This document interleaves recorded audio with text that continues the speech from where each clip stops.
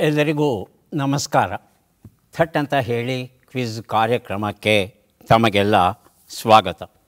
ಚರ್ಮದ ಬಗ್ಗೆ, ಚರ್ಮ ಕಾಯಿಲೆಗಳ ಬಗ್ಗೆ ವಿವರಿಸುವಂಥ ಒಂದು ಸೊಗಸಾದ ಕೃತಿ ಕನ್ನಡದಲ್ಲಿ ಪ್ರಕಟವಾಗಿದೆ.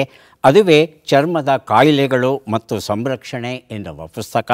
ಡಾಕ್ಟರ್ ಎಚ್ ಹನುಮಂತಪ್ಪ ಅವರು ಈ ಪುಸ್ತಕ ಡಾಕ್ಟರ್ ಎಚ್ ಹನುಮಂತಪ್ಪ ಅವರು ತಮ್ಮ ವೈದ್ಯಕೀಯ ಶಿಕ್ಷಣವನ್ನು ಮೈಸೂರು ಮೆಡಿಕಲ್ ಕಾಲೇಜಲ್ಲಿ ಪಡೀತಾರೆ. ಸ್ನಾತಕೋತ್ತರ ಶಿಕ್ಷಣವನ್ನು ಅಲ್ಲೇ ಪಡೆದು ಅಲ್ಲೇ ಪ್ರಾಚಾರ್ಯರಾಗಿ ಕೆಲಸವನ್ನು ಆರಂಭಿಸಿ ಚರ್ಮ ವಿಭಾಗದ ಮುಖ್ಯಸ್ಥರಾಗಿ, ಡೀನ್ ಆಗಿ, ಹಾಗೆಯೇ ಇವರು ಬರೆದಿರುವಂಥ ಈ ಚರ್ಮದ ಕಾಯಿಲೆಗಳು ಎನ್ನುವ ಪುಸ್ತಕದಲ್ಲಿ ಬಹಳ ಮುಖ್ಯವಾದ 24 ಚರ್ಮದ ಸಮಸ್ಯೆಗಳನ್ನು ತಗೊಂಡು ಅವುಗಳನ್ನು ವಿವರಿಸ್ತಾ ಹೋಗ್ತಾರೆ. ತಮ್ಮ ವಿವರಣೆಗೆ ಸೂಕ್ತವಾದಂಥ ಚಿತ್ರಗಳನ್ನು ಅವರು ನೀಡಿದ್ದಾರೆ. ಇಡೀ ಪುಸ್ತಕವನ್ನು ಹಾಲು ಕಾಗದದಲ್ಲಿ ಮುದ್ರಿಸಿರೋದರಿಂದ ಎಲ್ಲ ಚಿತ್ರಗಳು ಬಣ್ಣದ ಚಿತ್ರಗಳಾಗಿವೆ. ಹಾಗಾಗಿ ಆ ಚಿತ್ರವನ್ನು ನೋಡಿ ನೆನಪಲ್ಲಿ ಇಟ್ಕೊಂಡ್ರೆ ಆ ಕಾಯಿಲೆಯನ್ನು ಗುರುತಿಸೋದು ಬಹಳ ಸುಲಭ ಆಗುತ್ತೆ. ಮೊದಲನೇ ಕಾಯಿಲೆ ಮೊಡವೆಯ ಬಗ್ಗೆ ಹೇಳ್ತಾರೆ. ಮೊಡವೆಯ ಬಗ್ಗೆ ಎಷ್ಟು ನಿಖರವಾದ ಮಾಹಿತಿ ಕೊಡ್ತಾರೆ ಅಂದರೆ, ಈ ಮೊಡವೆ ಅನ್ನೋದು ಒಂದು ಕಾಯಿಲೆ ಅಲ್ಲವೇ ಅಲ್ಲ. ವಯಸ್ಸಿಗೆ ಸರಿಯ ಹಾಗೆ ಹಾರ್ಮೋನುಗಳ ಪ್ರಭಾವದಲ್ಲಿ ಇದು ಕಂಡುಬರುತ್ತೆ. ಮೊಡವೆಗಳು ಬರದೇ ಇರೋ ಹಾಗೆ ತಡೆಗಟ್ಟುವಂಥ ಔಷಧ ಈ ಜಗತ್ತಲ್ಲಿ ಇಲ್ಲ. ಮೊಡವೆ ಕಾಣಿಸ್ಕೊಂಡ್ರೆ ಅದನ್ನು ಪೂರ್ತಿ ಗುಣಪಡಿಸಬಹುದೇ ಹೊರತು ಮೊಡವೆಯೇ ಕಾಣಿಸ್ಕೋಬಾರ್ದು ಅನ್ನೋ ಒಂದು ಕನಸನ್ನು ದಯವಿಟ್ಟು ಇಟ್ಕೋಬೇಡಿ. ಮೊಡವೆ ನಿಮ್ಮ ಮುಖದಲ್ಲಿ ಹೆಚ್ಚು ಬರುತ್ತೆ ಅನ್ನೋದಾದರೆ ಕೆಲವು ಎಚ್ಚರಿಕೆ ವಹಿಸಬೇಕು. ಈ ಕೋಲ್ಡ್ ಕ್ರೀಮನ್ನು, ವ್ಯಾಸಲಿನ್ಗಳನ್ನು ಇತ್ಯಾದಿಗಳು ಏನಿರುತ್ತೆ ಅವುಗಳನ್ನು ಹಚ್ಚಲೇಬೇಡಿ. ನೀವು ಕ್ಯಾಲಮಿನ್ ಲೋಷನ್ ಅಂತ ಬರುತ್ತೆ, ಅದನ್ನು ಬೇಕಾದರೆ ಹಚ್ಬೋದು, ಬೇರೆದನ್ನೆಲ್ಲ ಹಚ್ಚಬಾರ್ದು. ದಿನಕ್ಕೆ 2-3 ಸಲ ಮುಖವನ್ನು ತೊಳೆದು ಒಳ್ಳೆಯ ಸ್ವಚ್ಛ ಬಟ್ಟೆಯಲ್ಲಿ ಅಲ್ಲಿರ್ತಕ್ಕಂಥ ಜಿಡ್ಡನ್ನೆಲ್ಲ ಒರೆಸಿ ತೆಗಿಬೇಕಾಗುತ್ತೆ. ಮುಖಕ್ಕೆ ಆವಿಯನ್ನು ಹಾಯಿಸಬಹುದು.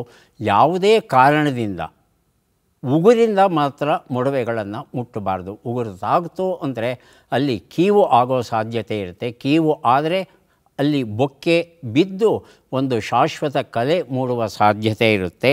ಹಾಗಾಗಿ ಯಾವುದೇ ರೀತಿಯ ಗೃಹವೈದ್ಯವನ್ನು ಮಾಡದೆ ನೇರವಾಗಿ ವೈದ್ಯರನ್ನು ಭೇಟಿಯಾಗಿ ಅವರು ನಿಮಗೆ ಸರಿಯಾದ ಮಾರ್ಗದರ್ಶನ ಕೊಡ್ತಾರೆ ಅಂತ ಹೇಳಿ ವಿಸ್ತಾರವಾಗಿ ಬರೀತಾರೆ. ಹಾಗೆಯೇ ಜನಸಾಮಾನ್ಯರಲ್ಲಿ ಇರುವಂಥ ದೊಡ್ಡ ಭಯ, ಭೀತಿ ಅಂತ ಹೇಳ್ತಂದರೆ ತಲೆಯ ಹೊಟ್ಟು. ನಮ್ಮ ಟೆಲಿವಿಷನ್ ಮಾಧ್ಯಮದಲ್ಲಿ ಜಾಹೀರಾತುಗಳು ಎಷ್ಟು ಭಯ ಪಡಿಸ್ಬಿಟ್ಟಿವೆ ತಲೆ ಹೊಟ್ಟು ಅಂದರೆ, ಇದು ಯಾವುದೋ ಬರಬಾರ್ದ ಕಾಯಿಲೆ ಅಂತ ಭಾವಿಸಬೇಕು, ಆ ರೀತಿ ವರ್ಣಿಸ್ತಾರೆ. ಇದು ಕಾಯಿಲೆ ಅಲ್ಲವೇ ಅಲ್ಲ. ಬರ್ತಾ ಇರುತ್ತೆ, ಹೋಗ್ತಾ ಇರುತ್ತೆ ವಯಸ್ಸಿಗೆ ತಕ್ಕ ಹಾಗೆ. ಹಾಗಾಗಿ ಪ್ರತಿದಿನ ತಲೆಗೆ ನೀವು ಸ್ನಾನ ಮಾಡ್ತಾ ಇದ್ದರೆ ಸಾಕು, ಇದರ ಪ್ರಮಾಣ ಕಡಿಮೆಯಾಗ್ತಾ ಹೋಗುತ್ತೆ. ತಲೆಗೆ ಎಣ್ಣೆ ಹಚ್ಚಲೇಬೇಕು ಅಂದರೆ ಕೂದಲಿಗೆ ಮಾತ್ರ ಎಣ್ಣೆ ಹಚ್ಚಿ, ಕೂದಲಿನ ಬುಡಕ್ಕೆ, ನೆತ್ತಿ ಚರ್ಮಕ್ಕೆ ಎಣ್ಣೆ ತಾಗದೇ ಇದ್ದರೆ ಬಹಳ ಒಳ್ಳೆಯದು ಅನ್ನೋ ಒಂದು ಮಾತನ್ನು ಹೇಳಿ, ಯಾವುದೇ ನಾಟಿ ಔಷಧವನ್ನು ಬಳಸಬೇಡಿ. ವೈದ್ಯರ ಹತ್ತಿರ ಬಂದರೆ ಔಷಧಿ ಕೊಡ್ತಾರೆ, ಆದರೆ ಔಷಧಿ ತಾತ್ಕಾಲಿಕವಾಗಿ ಕೆಲಸ ಮಾಡುತ್ತೆ ಅನ್ನೋ ಎಚ್ಚರಿಕೆಯನ್ನು ಕೊಡ್ತಾರೆ. ಯಾಕಂದರೆ ಇದನ್ನು 100ಕ್ಕೆ 100ರಷ್ಟು ಗುಣಪಡಿಸೋ ಔಷಧಿ ಈ ಜಗತ್ತಲ್ಲಿ ಇಲ್ಲ. ಹೀಗೆ ಈ 24 ಚರ್ಮ ಕಾಯಿಲೆಗಳ ಬಗ್ಗೆ ಸೊಗಸಾದ ಮಾಹಿತಿಯನ್ನು ಕೊಡ್ತಾರೆ ಡಾಕ್ಟರ್ ಎಚ್ ಹನುಮಂತಪ್ಪ ಅವರು. ಚರ್ಮದ ಕಾಯಿಲೆಗಳು ಮತ್ತು ಸಂರಕ್ಷಣೆ ಸೊಗಸಾದ ಕೃತಿ.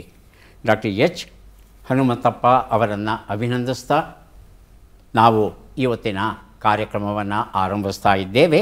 ಮೊದಲಿಗೆ ಸ್ಪರ್ಧಿಗಳ ಪರಿಚಯ. ಮೊದಲ ಸ್ಪರ್ಧಿ. ಎಲ್ಲರಿಗೂ ನಮಸ್ಕಾರ. ನನ್ನ ಹೆಸರು ಶಮಿತಾ ವಿನಾಯಕ AMR. ನಾನು ಬೆಂಗಳೂರಿನ ನಿವಾಸಿ. ನಾನು ಭರತನಾಟ್ಯ ಕಲಾವಿದೆ. ನೃತ್ಯ, ಸಂಗೀತವನ್ನು ಅಭ್ಯಾಸ ಮಾಡುವುದು ಮತ್ತು ಮಕ್ಕಳಿಗೆ ಹೇಳಿಕೊಡುವುದು, ಕನ್ನಡ ಪುಸ್ತಕಗಳನ್ನು ಓದುವುದು ನನ್ನ ಹವ್ಯಾಸ. ಶಮಿತಾ ಅವರಿಗೆ ಸ್ವಾಗತವನ್ನು ಕೋರ್ತಾ ಇದ್ದೇವೆ. ಮುಂದಿನ ಸ್ಪರ್ಧಿ. ಎಲ್ಲರಿಗೂ ನಮಸ್ಕಾರ. ನನ್ನ ಹೆಸರು ಸೋಮನಗೌಡ ಪಾಟೀಲ್ ಅಂತ. ನಾನು ಗದಗ ಜಿಲ್ಲೆಯ ಸೊರಟೂರು ಗ್ರಾಮದಿಂದ ಬಂದಿದ್ದೀನಿ. ನಾನು ಬೆಂಗಳೂರು ಮಹಾನಗರ ಸಾರಿಗೆ ಸಂಸ್ಥೆಯಲ್ಲಿ ಸಹಾಯಕನಾಗಿ ಕೆಲಸ ಮಾಡ್ತಾಯಿದ್ದೀನಿ. ನನ್ನ ಹವ್ಯಾಸಗಳು ಪುಸ್ತಕವನ್ನು ಓದೋದು, ಕ್ವಿಜ್ ಕಾರ್ಯಕ್ರಮದಲ್ಲಿ ಸ್ವಲ್ಪ ಭಾಗವಹಿಸೋದು ಮತ್ತು ಹಳೆಯ ಚಿತ್ರಗೀತೆಗಳನ್ನು ಕೇಳೋದು. ಸೋಮನಗೌಡ ಪಾಟೀಲ್ ಅವರಿಗೆ ಸ್ವಾಗತವನ್ನು ಕೋರ್ತಾ ಇದ್ದೇವೆ. ನಮ್ಮ ಮೂರನೆಯ ಸ್ಪರ್ಧಿ. ಎಲ್ಲರಿಗೂ ನಮಸ್ಕಾರ. ನನ್ನ ಹೆಸರು ಸ್ವಾತಿ ಕೆ. ನಾನು ಸಾಫ್ಟ್ವೇರ್ ಇಂಜಿನಿಯರ್. ಬೆಂಗಳೂರಿನ ಸೀತಾ ಸರ್ಕಲಿಂದ ಬಂದಿದ್ದೀನಿ.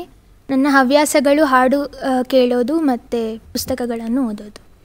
ಸ್ವಾತಿಯವರಿಗೆ ಸ್ವಾಗತವನ್ನು ಕೋರ್ತಾ ಇದ್ದೇವೆ. ಮೂವರು ಸಿದ್ಧವಾಗಿದ್ದರೆ ಕಾರ್ಯಕ್ರಮ ಆರಂಭಿಸೋಣ. ಮೊದಲಿಗೆ ನಿಯಮಗಳನ್ನು ಒಮ್ಮೆ ನೋಡಿಬಿಡೋಣ. ಒಟ್ಟು 10 ಪ್ರಶ್ನೆಗಳು.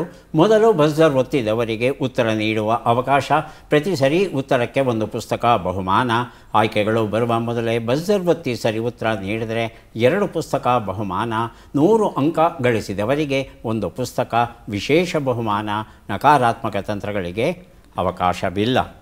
ಕಾರ್ಯಕ್ರಮದ ಮೊದಲ ಪುಸ್ತಕ, ಮೊದಲ ಪ್ರಶ್ನೆ. ಡಾಕ್ಟರ್ KN ಗಣೇಶಯ್ಯ ಅವರು ಬರೆದ ಗುಡಿಮಲ್ಲಂ ಎಂಬ ಕಥಾ ಸಂಕಲನ. ನಮ್ಮ ಮೊದಲ ಪ್ರಶ್ನೆ ಈಗ ಬಂತು. 1000 ವರ್ಷಗಳ ಕಾಲ ಬದುಕುವ ಯಾವ ಗಿಡವೋ 2 ಎಲೆಗಳನ್ನು ಬಿಡುತ್ತೆ?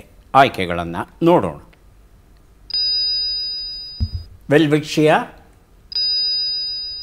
Giant ಸೆಕೋಯಾ, ತೊಬೂಬಿಯಾ, dragon plant. ಮೊದಲಿಗೆ ಸೋಮನಾಥ ಗೌಡ ಪಾಟೀಲ್ ಹಾಗೂ ಶಮಿತಾ. ಆಯ್ಕೆ 4 dragon plant. Dragon plant. Shamita? ಆಯ್ಕೆ 3 ತಬೂಬಿಯಾ. ತಬೂಬಿಯಾ. ಉತ್ತರವನ್ನು ನೋಡೋಣ. ಆದರೆ ಸರಿಯಾದ ಉತ್ತರ ವೆಲ್ವಿಕ್ಷಿಯಾ ಆಗಿತ್ತು.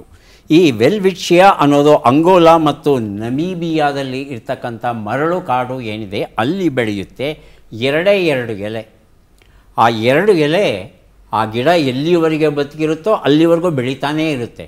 ಆ ಬೆಳೆದು ಆ ಎಲೆ ದೊಡ್ಡದಾಗಿ ಬೆಳೆದು ಬರ್ತಾ ಬರ್ತಾ ಅದು ಕವಲಾಗಿ ಹೊಡಿತಾ ಹೋಗುತ್ತೆ. ದೂರದಿಂದ ನೋಡ್ತು ಅಂತ ಹೇಳ್ತಂದರೆ ಎಷ್ಟೋ ಎಲೆಗಳಿವೆಯೇನೋ ಅಂತ ಅನಿಸುತ್ತೆ. ಆದರೆ ವಾಸ್ತವದಲ್ಲಿ 2 ಎಲೆಗಳು ಅದು ಗಾಳಿಗೆ ವೇಗಕ್ಕೆಲ್ಲ ಹರಿದು ತುಂಡುಗಳಾಗಿ ದೊಡ್ಡ ಎಲೆಗಳ ಗುಂಪಿನ ಹಾಗೆ ಕಾಣುತ್ತೆ. ಈ ಒಂದು ಇದು ರಾತ್ರಿಯ ಹೊತ್ತು ಮಂಜು ಏನು ಬೀಳುತ್ತೆ, ಇಬ್ಬನಿ ಏನು ಬೀಳುತ್ತೆ, ಆ ಇಬ್ಬನಿ ನೀರನ್ನು ಬಳಸ್ಕೊಂಡು ಇದು ಬೆಳೆಯುತ್ತಂತೆ. ಇದು ಈ ಗಿಡದ ವಿಶೇಷ. ತೆರೆದ ಬದುಕಿನ ಪುಟಗಳು ಎನ್ನುವ ಪುಸ್ತಕ. KN ಭಗವಾನ್ ಇದನ್ನು ಬರೆದಿದ್ದಾರೆ. ನಮ್ಮ ಪ್ರಶ್ನೆ, 2025ರ ಖೇಲೋ ಇಂಡಿಯಾ ಯೂತ್ ಗೇಮ್ಸ್ನಲ್ಲಿ ಎಷ್ಟು ಜನರು ಭಾಗವಹಿಸಿದ್ದರೋ? ಆಯ್ಕೆಗಳನ್ನು ನೋಡೋಣ. 9500, 8500, 6500, 10500. ಮೊದಲಿಗೆ ಸ್ವಾತಿ, ಆನಂತರ ಶಮಿತಾ. 6500. ಆಯ್ಕೆ 3 ಹೇಳಿ ಶಮಿತಾ. ಆಯ್ಕೆ 1 9500. ಉತ್ತರವನ್ನು ನೋಡೋಣ. ಸರಿಯಾದ ಉತ್ತರ 8500 ಆಗಿತ್ತು. ಈ ಖೇಲೋ ಇಂಡಿಯಾ ಯೂತ್ ಗೇಮ್ಸ್ ಯುವಜನತೆಯ ಈ ಕ್ರೀಡೆ ರಾಷ್ಟ್ರೀಯ ಮಟ್ಟದ ಕ್ರೀಡೆ ದಿಲ್ಲಿಯಲ್ಲಿ ಮತ್ತು ಬಿಹಾರದಲ್ಲಿ ನಡೆಯಿತು. ಮೇ 4ರಿಂದ ಮೇ 15ರವರೆಗೆ ಇದು 7ನೇ ಕ್ರೀಡಾಕೂಟ. 27 ಕ್ರೀಡೆಗಳು ನಡೆದುವಂತೆ ಈ ಕ್ರೀಡಾಕೂಟದಲ್ಲಿ ಮಹಾರಾಷ್ಟ್ರ ಮೊದಲ ಸ್ಥಾನವನ್ನು ಗಳಿಸಿತು. 148 ಪದಕಗಳನ್ನು ಪಡೆದು, ಹರಿಯಾಣ 117 ಪದಕ, ರಾಜಸ್ಥಾನ್ 60 ಪದಕ, ಕರ್ನಾಟಕ 58 ಪದಕಗಳನ್ನು ಪಡೆದು 4ನೆಯ ಸ್ಥಾನದಲ್ಲಿ ನಮ್ಮ ಕರ್ನಾಟಕ ನಿಲ್ತಂತೆ. ಮುಂದಿನ ಪುಸ್ತಕ ಮತ್ತು ಪ್ರಶ್ನೆ, ಸರಳ ಯೋಗ ಕೈಪಿಡಿ. ಯೋಗಾಚಾರ್ಯ ಶ್ರೀ ರಾಘವೇಂದ್ರ ಗುರೂಜಿ ಅವರು ಬರೆದಿರುವಂಥದ್ದು. ಪ್ರಶ್ನೆ, ಇನ್ಫೋಸಿಸ್ ಸಂಸ್ಥೆಯು ಸುಧಾರಿತ AI, ಸೈಬರ್ ಸೆಕ್ಯೂರಿಟಿ ಮತ್ತು ಸ್ಪೇಸ್ ಟೆಕ್ನಾಲಜಿಯ ಬಗ್ಗೆ ಹೊಸ ಕೇಂದ್ರವನ್ನು ಯಾವ ನಗರದಲ್ಲಿ ಆರಂಭಿಸಿತು? ಆಯ್ಕೆಗಳನ್ನು ನೋಡೋಣ. ಬೆಂಗಳೂರು, ಮಂಗಳೂರು, ಹುಬ್ಬಳ್ಳಿ, ಮೈಸೂರು. ಮೊದಲಿಗೆ ಶಮಿತಾ, ಆನಂತರ ಸೋಮನಗೌಡ ಪಾಟೀಲ್. ಆಯ್ಕೆ 3 ಹುಬ್ಬಳ್ಳಿ. ಹುಬ್ಬಳ್ಳಿ. ಸೋಮನಗೌಡ ಪಾಟೀಲ್. ಆಯ್ಕೆ 3 ಹುಬ್ಬಳ್ಳಿ. ಉತ್ತರವನ್ನು ನೋಡೋಣ. ಹುಬ್ಬಳ್ಳಿ ಉತ್ತರ ಸರಿಯಾಗಿದೆ. ಶಮಿತಾ ಈ ಉತ್ತರವನ್ನು ಕೊಟ್ಟಿದ್ದಾರೆ. ಸರಳ ಯೋಗ ಕೈಪಿಡಿ ಎನ್ನುವ ಪುಸ್ತಕವನ್ನು ಅವರಿಗೆ ಕೊಟ್ಟಿದ್ದೇವೆ.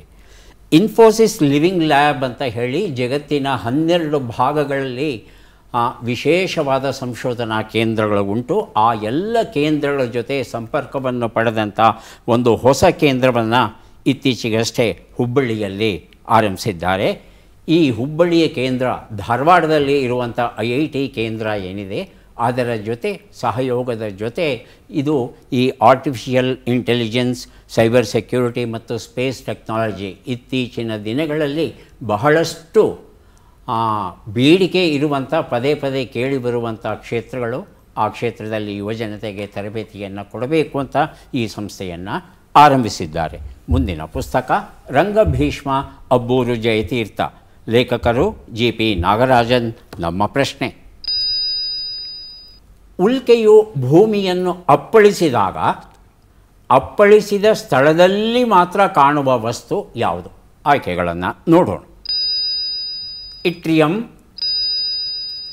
ಗಾಡೋಲಿನೈಟ್, ಸ್ಕ್ಯಾಂಡಿಯಂ, ಲ್ಯಾನ್ಸೆಡೆಲೀಟ್. ಮೊದಲಿಗೆ ಶಮಿತಾ, ಆನಂತರ ಸ್ವಾತಿ. ಆಯ್ಕೆ 1 ಇಟ್ರಿಯಂ. ಇಟ್ರಿಯಂ. ಸ್ವಾತಿ? ಆಯ್ಕೆ 4 ಲ್ಯಾನ್ಸೆಡೆಲೀಟ್ ಅಂತ ಹೇಳ್ತಾ ಇದ್ದಾರೆ. ಉತ್ತರವನ್ನು ನೋಡೋಣ. ಲ್ಯಾನ್ಸೆಡೆಲೀಟ್ ಉತ್ತರ ಸರಿಯಾಗಿದೆ. ರಂಗಭೀಷ್ಮ ಅಬ್ಬೂರು ಜಯತೀರ್ಥ ಎನ್ನುವ ಈ ಪುಸ್ತಕವನ್ನು ಸ್ವಾತಿ ಅವರಿಗೆ ಕೊಟ್ಟಿದ್ದೇನೆ. ಲ್ಯಾನ್ಸೆಡೆಲೀಟ್ ಅಂತ ಹೇಳ್ತಂದರೆ ಅದೊಂದು ವಜ್ರ. ಭೂಮಿಯ ಮೇಲೆ ಸಿಗುವ ವಜ್ರಕ್ಕೂ ಹೀಗೆ ಉಲ್ಕಾಪಾತ ಅದು ಘಟ್ಟಿಸಿದಾಗ ಭೂಮಿಯನ್ನು ಅಲ್ಲಿ ಮೂಡುವಂಥ ವಜ್ರಕ್ಕೂ ವ್ಯತ್ಯಾಸ ಇದೆಯಂತೆ.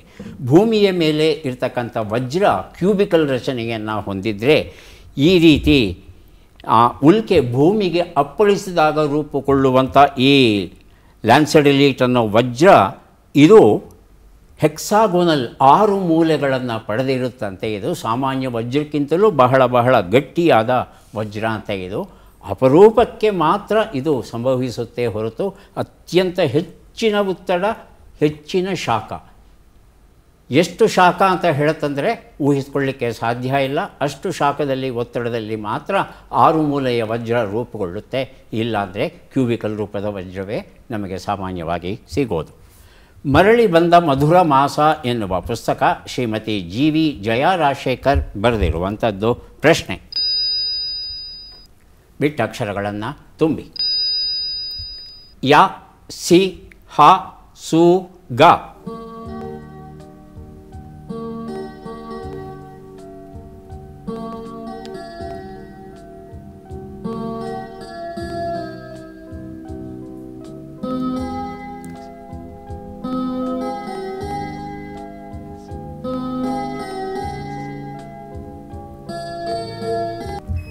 ಹೇಳಿ.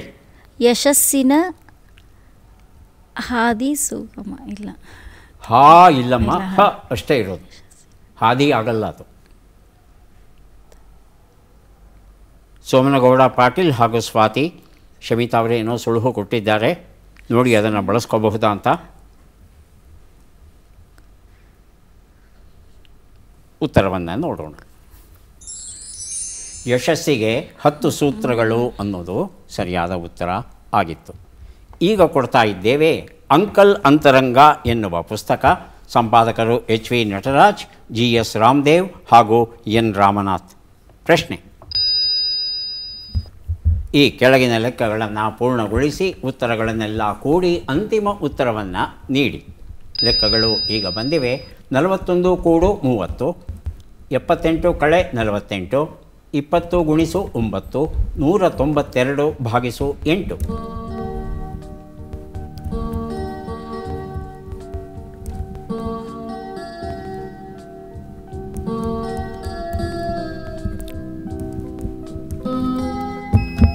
ಬಜರುತ್ತಿದ್ದಾರೆ ಸ್ವಾತಿ. ಅಂತಿಮ ಉತ್ತರ 305. 305. ಹೇಳಿ ಸೋಮನಗೌಡ ಪಾಟೀಲ್. 305. ಶಮಿತಾ ಇನ್ನೂ ಲೆಕ್ಕವನ್ನು ಮಾಡ್ತಾ ಇದ್ದಾರೆ. ಉತ್ತರವನ್ನು ನೋಡ್ತಾ ಹೋಗೋಣ. ಒಂದು ಉತ್ತರ 71, 30, 180, 24 ಎಲ್ಲವನ್ನು ಕೂಡಿದರೆ 305 ಬಂದಿದೆ. ಈ ಉತ್ತರವನ್ನು ಸ್ವಾತಿ ಮೊದಲು ಕೊಟ್ಟಿದ್ದಾರೆ. ಅಂಕಲ್ ಅಂತರಂಗ ಎನ್ನುವ ಈ ಒಂದು ಪುಸ್ತಕವನ್ನು ಅವರಿಗೆ ಕೊಟ್ಟಿದ್ದೇವೆ. ಈಗ ಕೊಡ್ತಾ ಇದ್ದೇವೆ ಸಿರಿಮಲ್ಲಿಗೆ ಎನ್ನುವ ಕವನ ಸಂಕಲನ. BM ಪ್ರಮೀಳಾ ಅವರು ಇದನ್ನು ಬರೆದಿದ್ದಾರೆ. ನಮ್ಮ ಪ್ರಶ್ನೆ: ಈ ಪದ್ಮ ಪುರಸ್ಕೃತರನ್ನು ಗುರುತಿಸಿ. ಚಿತ್ರವನ್ನು ನೋಡೋಣ.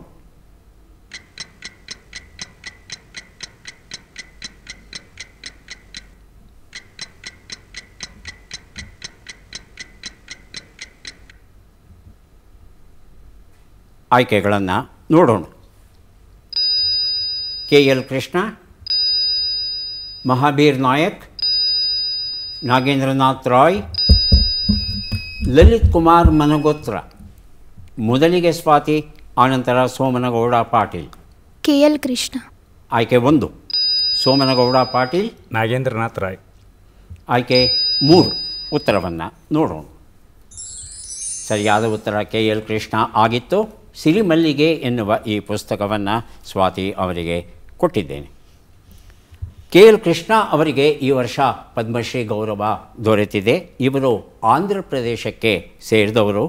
ಶಿಕ್ಷಣ ಮತ್ತು ಸಾಹಿತ್ಯ ಕ್ಷೇತ್ರದಲ್ಲಿ ಇವರು ಸಲ್ಲಿಸಿದ ಅನುಪಮ ಸೇವೆಯನ್ನು ಗುರುತಿಸಿ ಈ ಒಂದು ಪ್ರಶಸ್ತಿಯನ್ನು ನೀಡಲಾಗಿದೆ. ದಿಲ್ಲಿಯಲ್ಲಿ ಇರ್ತಕ್ಕಂಥ ಸ್ಕೂಲ್ ಆಫ್ ಎಕನಾಮಿಕ್ಸಲ್ಲಿ ಗಣಿತ ಮತ್ತು ಸ್ಟ್ಯಾಟಿಸ್ಟಿಕ್ಸ್ ಈ ಒಂದು ವಿಷಯದಲ್ಲಿ ಇವರು ಬೋಧನೆಯನ್ನು ಮಾಡ್ತಾಯಿದ್ರು. ಮುಂದಿನ ಪುಸ್ತಕ ಮತ್ತು ಪ್ರಶ್ನೆ P. ಲಂಕೇಶ್ ಅವರು ಬರೆದ ಉಲ್ಲಂಘನೆ ಮತ್ತು ಇತರ ಕಥೆಗಳು ಎನ್ನುವ ಪುಸ್ತಕ ನಮ್ಮ ಪ್ರಶ್ನೆ. ಈ ಅಕ್ಷರಗಳನ್ನು ಸರಿಯಾಗಿ ಜೋಡಿಸಿ. ಅಕ್ಷರಗಳು ಗಿ, ಕೆ, ವೆ, ಓ, ಳು, ರೇ, ನ, ಗ.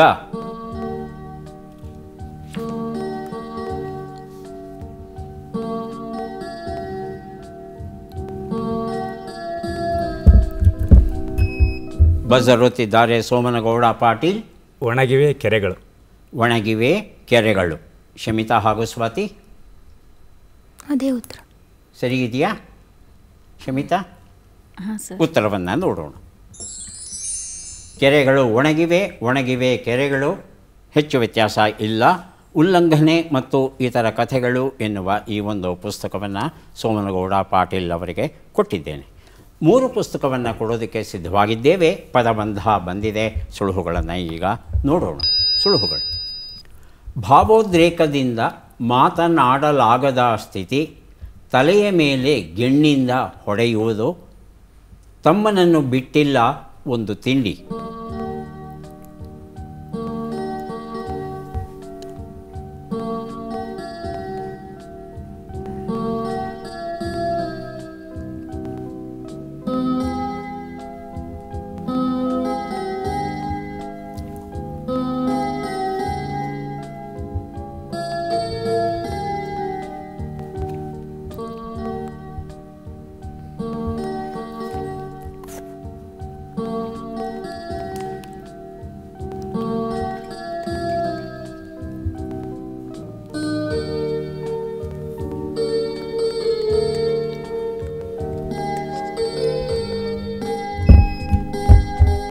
ಸೋಮನಗೌಡ ಪಾಟೀಲ್ ಭಾವನಾತ್ಮಕ.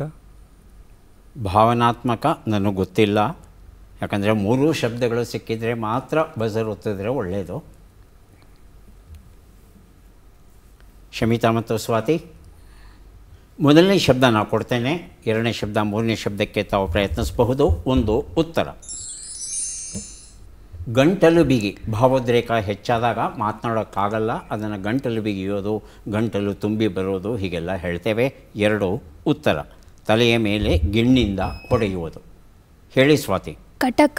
ಹಾಂ, ಕಟಕ. ಕಟಕ. ಶಮಿತಾ. ಸೋಮನಗೌಡ ಪಾಟೀಲ್ ಉತ್ತರವನ್ನು 3ನೇ ಉತ್ತರ ಗೊತ್ತು ಸರ್. ಮೊಟಕು, ತಲೆ ಮೇಲೆ ಮೊಟಕೋದು ಅಂತ ಹೇಳ್ತಾರೆ. 3 ಉತ್ತರ. ತಂಬಿಟ್ಟು. ಬಜರ್. ಮೊದಲಿಗೆ ಸೋಮನಗೌಡ ಪಾಟೀಲ್, ಆನಂತರ ಶಮಿತಾ. ತಂಬಿಟ್ಟು. ತಂಬಿಟ್ಟು. ಶಮಿತಾ. ತಂಬಿಟ್ಟು. ಉತ್ತರವನ್ನು ನೋಡೋಣ. ತಂಬಿಟ್ಟು ಉತ್ತರ ಸರಿಯಾಗಿದೆ. ಶಮಿತಾ ಅವರಿಗೆ ಪುಸ್ತಕ ಕೊಡಬೇಕು, ಆದರೆ ನಿಯಮದ ಅನ್ವಯ ಸೋಮನಗೌಡ ಪಾಟೀಲ್ ಅವರಿಗೆ ಮಲ್ಲಿಗೆ ಮತ್ತು ಇತರ ಕವಿತೆಗಳು ಎನ್ನುವ ಪುಸ್ತಕ ವಿಭಾ ಪುರೋಹಿತ್ ಬರೆದಿದ್ದಾರೆ. ಆ ಪುಸ್ತಕವನ್ನು ಕೊಟ್ಟಿದ್ದೇನೆ. ಈಗ ಬಂದಿದ್ದೇವೆ ಕೊನೆಯ ಘಟ್ಟಕ್ಕೆ. 5 ಪ್ರಶ್ನೆಗಳು. ಮೊದಲಿಗೆ ಶಮಿತಾ ಅವರಿಗೆ ಅವಕಾಶ ಬರ್ತಾ ಇದೆ. ಸಿದ್ಧವಾಗಿದ್ದೀರಾ? ಮೊದಲ ಪ್ರಶ್ನೆ: ಎಕ್ಕುಟ್ಟು ಹೋಗು ಎಂಬ ನುಡಿಗಟ್ಟಿನ ಅರ್ಥವೇನು? ಹಾಳಾಗಿ ಹೋಗು, ಉದ್ಧಾರವಾಗು. ಹಾಳಾಗಿ ಹೋಗು. ಮುಂದಿನ ಪ್ರಶ್ನೆ: ಕಿವಿಯು ಕೇಳಿಸದವನು ಎಂಬ ಅರ್ಥವನ್ನು ಕೊಡುವ ಶಬ್ದ ಯಾವುದು? ಕೆಪ್ಪ, ಬೆಪ್ಪ. ಕೆಪ್ಪ. ಮುಂದಿನ ಪ್ರಶ್ನೆ: ತರೀಕೆರೆ ಕೊಪ್ಪ ತಾಲೂಕು ಯಾವ ಜಿಲ್ಲೆಯಲ್ಲಿದೆ? ಚಿಕ್ಕಮಗಳೂರು, ಹಾಸನ. ಹಾಸನ. ಮುಂದಿನ ಪ್ರಶ್ನೆ, ಈ ಗಾದೆಯನ್ನು ಪೂರ್ಣಗೊಳಿಸಿ. ಅನ್ಯ ದೇವರೇಕೆ? ಇನ್ನೂ ದೇವರುಂಟೆ. ಮುಂದಿನ ಪ್ರಶ್ನೆ, ಈ ಒಗಟನ್ನು ಬಿಡಿಸಿ. ಅಂಗಿ ಕಳಿ, ಬಾಗಿಲು ತೆಗಿ, ಒಳಗೆ ಇಳಿ. ಬಾಳೆಹಣ್ಣು. ಬಾಳೆಹಣ್ಣು. ಉತ್ತರವನ್ನು ನೋಡ್ತಾ ಹೋಗೋಣ. ಒಂದು ಉತ್ತರ. ಎಕ್ಕೊಟ್ಟು ಹೋಗೋ, ಹಾಳಾಗಿ ಹೋಗೋ ಸರಿಯಾಗಿದೆ.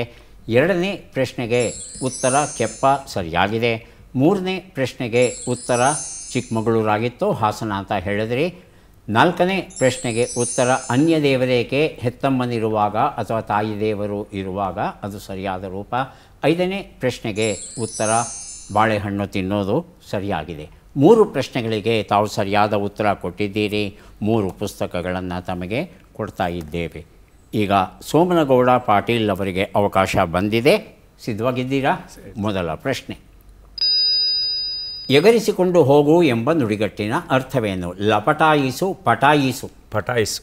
ಮುಂದಿನ ಪ್ರಶ್ನೆ, ಕಿವಿಯು ಕೇಳದವಳು ಎಂಬ ಅರ್ಥವನ್ನು ಕೊಡುವ ಶಬ್ದ ಯಾವುದು? ಬದರಿ, ಬದಿರೆ. ಬದಿರೆ. ಮುಂದಿನ ಪ್ರಶ್ನೆ, ಅರಸೀಕೆರೆ ಹೊಳೆನರಸೀಪುರ ತಾಲೂಕು ಯಾವ ಜಿಲ್ಲೆಯಲ್ಲಿದೆ? ಹಾಸನ, ಚಿಕ್ಕಮಗಳೂರು. ಹಾಸನ. ಮುಂದಿನ ಪ್ರಶ್ನೆ, ಈ ಗಾದೆಯನ್ನು ಪೂರ್ಣಗೊಳಿಸಿ. ಅರಸನ ಚಿತ್ತ ಅರಮನೆ ಕಡೆಗೆ. ಅರಮನೆ ಕಡೆಗೆ. ಅರಮನೆಗೆ. ಐದನೇ ಪ್ರಶ್ನೆ, ಒಗಟನ್ನು ಬಿಡಿಸಿ. ಒಂಟಿ ಕಂಬದ 4 ಕಾಲಿನ ಮಂಟಪ. ಉತ್ತರವನ್ನು ನೋಡ್ತಾ ಹೋಗೋಣ. ಒಂದು ಉತ್ತರ ಎಗರಿಸಿಕೊಂಡು ಹೋಗು, ಲಪಟಾಯಿಸು ಸರಿಯಾದ ಉತ್ತರ. ಎರಡನೇ ಪ್ರಶ್ನೆಗೆ ಉತ್ತರ ಬದಿರೆ ಸರಿಯಾಗಿದೆ. ಮೂರನೇ ಪ್ರಶ್ನೆಗೆ ಉತ್ತರ ಹಾಸನ ಸರಿಯಾಗಿದೆ. ನಾಲ್ಕನೇ ಪ್ರಶ್ನೆಗೆ ಉತ್ತರ ಅರಸನ ಚಿತ್ತ ಮರದ ನೆರಳು. ಮರದ ನೆರಳು ಬದಲಾವಣೆ ಆಗ್ತಾ ಇರುತ್ತಲ್ಲ, ಅರಸನ ಮನಸ್ಸು ಬದಲಾವಣೆ ಆಗುತ್ತೆ ಅಂತ. ಐದನೇ ಪ್ರಶ್ನೆಗೆ ಉತ್ತರ ಇದು ಲವಂಗದ ವರ್ಣನೆ ಆಗಿತ್ತು. 2 ಪ್ರಶ್ನೆಗಳಿಗೆ ತಾವು ಸರಿಯಾದ ಉತ್ತರ ಕೊಟ್ಟಿದ್ದೀರಿ. ಹಾಗಾಗಿ 2 ಪುಸ್ತಕಗಳನ್ನು ತಮಗೆ ಕೊಡ್ತಾ ಇದ್ದೇವೆ. ಈಗ ಸ್ವಾತಿ ಅವರಿಗೆ ಅವಕಾಶ ಬರ್ತಾ ಇದೆ. ಸಿದ್ಧವಾಗಿದ್ದೀರಾ? ಮೊದಲ ಪ್ರಶ್ನೆ, ಎಣ್ಣೆಗೆ ಬತ್ತಿ ನೇರ ಎಂಬ ನುಡಿಗಟ್ಟಿನ ಅರ್ಥವೇನು? ಆದಾಯ ಖರ್ಚು ಸಮನಾಗಿರು, ದೀಪವು ಚೆನ್ನಾಗಿ ಉರಿ. ಆದಾಯ ಖರ್ಚು ಸಮನಾಗಿರು. ಮುಂದಿನ ಪ್ರಶ್ನೆ, ದೃಷ್ಟಿದೋಷ, ಕಣ್ಣೆಂಜುಳು ಎಂಬ ಅರ್ಥವನ್ನು ಕೊಡುವ ಶಬ್ದ ಯಾವುದು? ಕಿಸರು, ಕಿಸಣಿ. ಕಿಸರು. ಮುಂದಿನ ಪ್ರಶ್ನೆ, ವಿರಾಜಪೇಟೆ ಸೋಮವಾರಪೇಟೆ ತಾಲೂಕು ಯಾವ ಜಿಲ್ಲೆಯಲ್ಲಿದೆ? ಉಡುಪಿ, ಕೊಡಗು. ಉಡುಪಿ. ಮುಂದಿನ ಪ್ರಶ್ನೆ, ಈ ಗಾದೆಯನ್ನು ಪೂರ್ಣಗೊಳಿಸಿ. ಅರಿವೇ. ಮುಂದಿನ ಪ್ರಶ್ನೆ, ಈ ಒಗಟನ್ನು ಬಿಡಿಸಿ. ಮೂಸಿದರೆ ವಾಸನೆ ತಪ್ಪದು, ಕೊಯ್ದರೆ ಕಣ್ಣೀರು ತಪ್ಪದು. ಈರುಳ್ಳಿ. ಈರುಳ್ಳಿ. ಉತ್ತರವನ್ನು ನೋಡ್ತಾ ಹೋಗೋಣ. ಒಂದು ಉತ್ತರ ಎಣ್ಣೆಗೆ ಬತ್ತಿ ನೇರ ಅಂದರೆ ಆದಾಯ ಖರ್ಚು ಸಮನಾಗಿರು, ಉತ್ತರ ಸರಿಯಾಗಿದೆ. ಎರಡನೇ ಪ್ರಶ್ನೆಗೆ ಉತ್ತರ ಕಿಸರು ಸರಿಯಾಗಿದೆ. ಮೂರನೇ ಪ್ರಶ್ನೆಗೆ ಉತ್ತರ ಕೊಡಗು ಆಗಿತ್ತು, ಉಡುಪಿ ಅಂತ ಹೇಳಿದರೆ. ನಾಲ್ಕನೇ ಪ್ರಶ್ನೆಗೆ ಉತ್ತರ ಅರಿವೇ ಗುರು ಅನ್ನೋದು ಸರಿಯಾದ ರೂಪ. ಐದನೇ ಪ್ರಶ್ನೆಗೆ ಉತ್ತರ ಈರುಳ್ಳಿ ಸರಿಯಾಗಿದೆ. ಒಟ್ಟು 3 ಪ್ರಶ್ನೆಗಳಿಗೆ ತಾವು ಸರಿ ಉತ್ತರ ಕೊಟ್ಟಿದ್ದೀರಿ. ಹಾಗಾಗಿ 3 ಪುಸ್ತಕಗಳನ್ನು ತಮಗೆ ಕೊಡ್ತಾ ಇದ್ದೇವೆ. ಯಾರಿಗೆ ಎಷ್ಟು ಪುಸ್ತಕಗಳು ಬಂದಿವೆ ಅದನ್ನು ನೋಡುವ ಕ್ಷಣ ಈಗ ಬಂತು. ಮೊದಲಿಗೆ ಶಮಿತಾ ಅವರಿಗೆ ದೊರೀತಾ ಇದೆ 4 ಪುಸ್ತಕಗಳು ತಮಗೆ ದೊರೀತಾ ಇವೆ. ಪುಸ್ತಕಗಳನ್ನು ಸ್ವೀಕರಿಸಿ ಕಾರ್ಯಕ್ರಮದಲ್ಲಿ ಭಾಗಿಯಾಗಿದ್ದಕ್ಕೆ ತಮಗೆ ಧನ್ಯವಾದಗಳನ್ನು ಅರ್ಪಿಸ್ತಾ ಇದ್ದೇವೆ.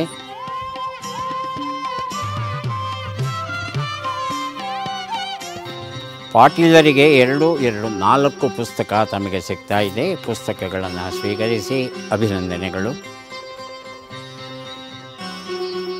ಸ್ವಾತಿ ಅವರಿಗೆ 6 ಪುಸ್ತಕ ಸಿಗ್ತಾ ಇದೆ, ಸ್ವೀಕರಿಸಿ ಅಭಿನಂದನೆಗಳು.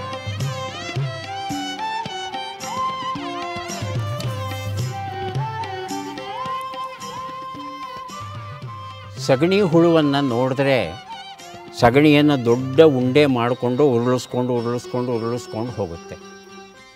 ಕೆಲವು ಸಗಣಿ ಹುಳ ಸೂರ್ಯನನ್ನು ನೋಡಿಕೊಂಡು ತನ್ನ ದಿಕ್ಕನ್ನು ಆಯ್ಕೆ ಮಾಡಿಕೊಂಡ್ರೆ ರಾತ್ರಿಯ ಹೊತ್ತು ಚಲಿಸುವಂಥ ಸಗಣಿ ಹುಳುಗಳು ಏನಿದೆ ಅವು ನಕ್ಷತ್ರಗಳನ್ನು ನೋಡಿಕೊಂಡು ತಮ್ಮ ದಾರಿಯನ್ನು ಹುಡುಕೊಳ್ಳುತ್ತಂತೆ. ಮತ್ತೆ ಭೇಟಿಯಾಗೋಣ. ನಮಸ್ಕಾರ.